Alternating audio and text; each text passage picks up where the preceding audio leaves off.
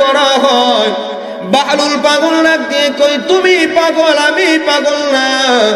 ওই সময় বাদশা হারুনুর রশিদ রাজ্যের কাজ সম্পাদন করার জন্য ঘোড়ার পৃষ্ঠে, রাজকীয় ঘোড়ার পিঠের উপর আরোহণ করে রাজ্যের কাজ সারার জন্য ঘর থেকে বের হয়ে গেছে।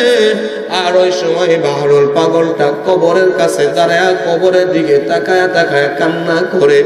কিন্তু তুমি আর আমি কবর দেখি, কবরের ভিতরে নিজের মাকে ঢুকায়া চলে আসলাম, নিজের বাবাকেও রেখে আসলাম, নিজের শ্বশুর শাশুড়ি দাদা দাদি আপনজন ভাই বেরাদর প্রতিবেশী কত দোস্ত আহবাব বন্ধু বান্ধবদেরকে কবরের গণের ভিতরে রেখে আসলাম। কিন্তু কবর দেখে তো চোখের পানি আসবে দূরের কথা, মাটি দেওয়ার সময়ও তোমার আমার চোখের ভিতরে চোখের পানি বের হয় না। কথা কোন কথা ঠিক কি ঠিক না?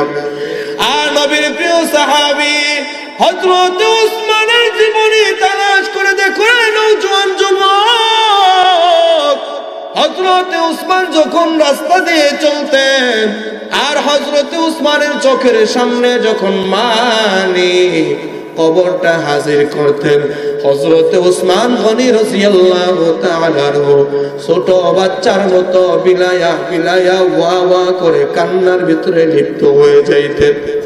হযরত উসমান এমন ভাবে কান্না করতেন, এমন ভাবে কান্না করতেন রে নওজোয়ান যুবক ভাই, ও বৃদ্ধ বাবা, পর্দার আড়ালের মা বোনেরা, কবরকে দেখে হযরত উসমান এত পরিমাণ কান্না করতেন।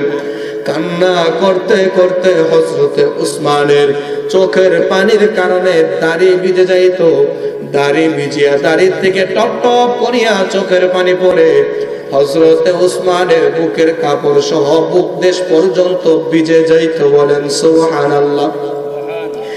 মানুষগুলো জিজ্ঞাসা করত, ওগো উসমান, আপনি অন্য সময় কান্না করেন না, কেন এত পরিমাণ কান্না করেন?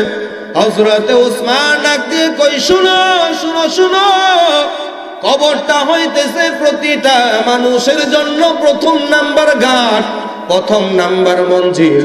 যেই কবর থেকে মুক্তি পেয়ে যাইবে সে হাসরে নাজাত পাইবে, যে হাসরে নাজাত পেয়ে যাইবে সে মিজানে নাজাত পাইবে।